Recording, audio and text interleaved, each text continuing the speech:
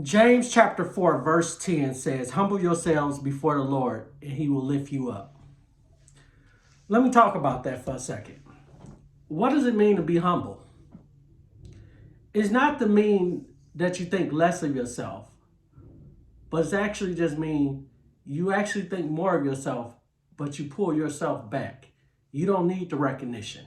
You don't need the accolades and the honors. You just want to do the work that God has set forth for you to do.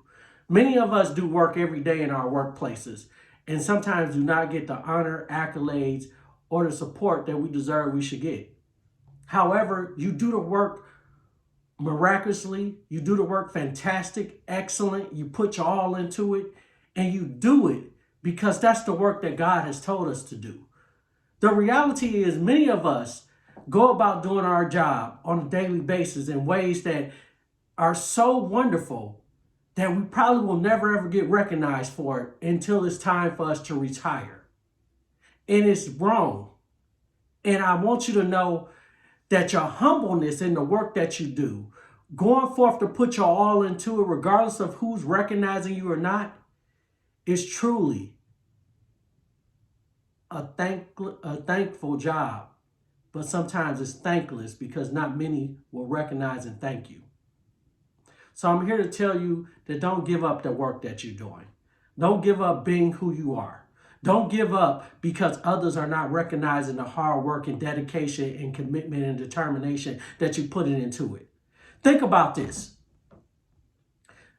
Kobe Bryant was known in his early years of playing professional sports. He was not liked by some, but he did work and was a three-time champion. Then on a fateful night in Colorado, his life changed. He was no longer the media darling. He wasn't the heir apparent to Michael Jordan as many thought. He had a spot on his image. Some people even blame him for breaking up the Shaq and Kobe tandem that won 3 championships. Some people even blamed him for them losing to the Detroit Pistons when they had Karl Malone, Gary Payton, Shaq, and Kobe.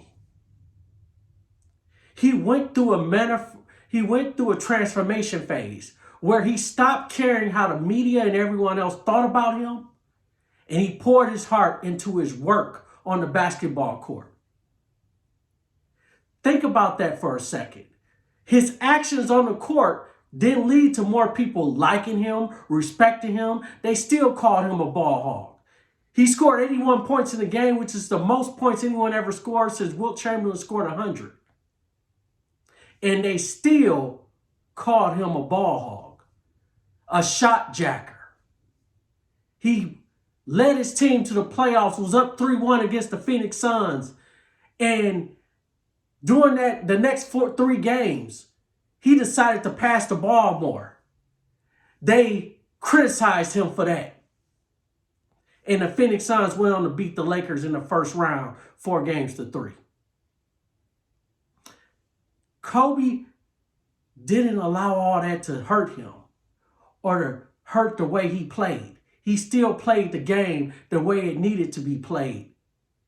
He shot when he needed to shoot. He passed when he needed to pass. He passed to players like Smush Parker, who couldn't make a 3-point shot if his life depended on it at times. But Kobe was criticized.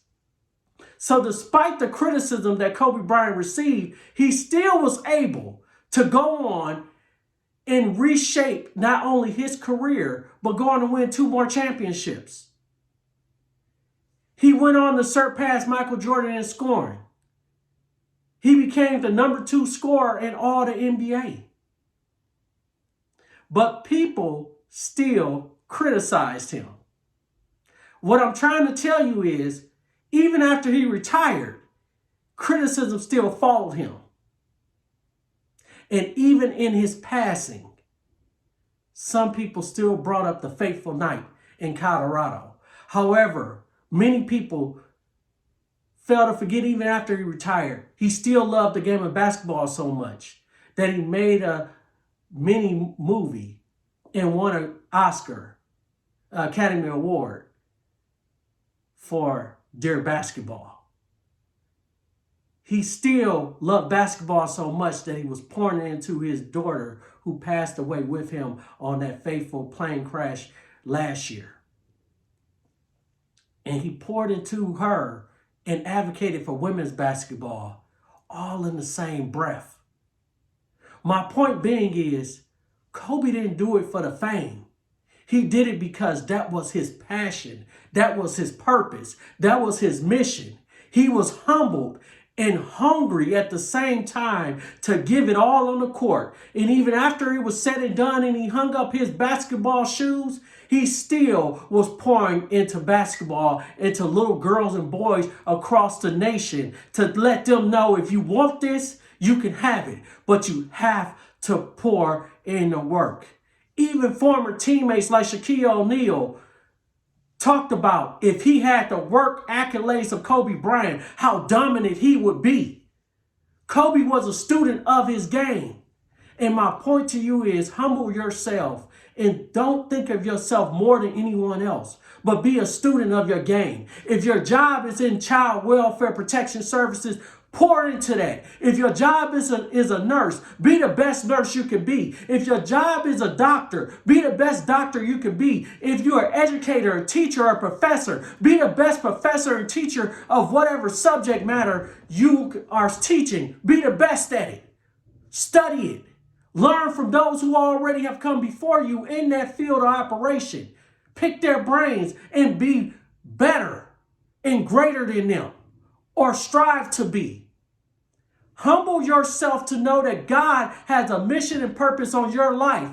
And the fact of the matter is, when you humble yourself before the Lord will elevate you despite what your enemies are trying to do to you.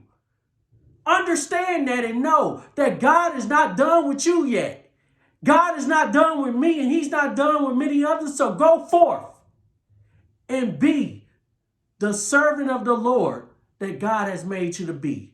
Be the greatest at your purpose and mission, and study your craft and pick the brains of those who came before you to know that your day on earth, when it's all said and done, that people will recognize the work you did. Know that and live forth. God bless.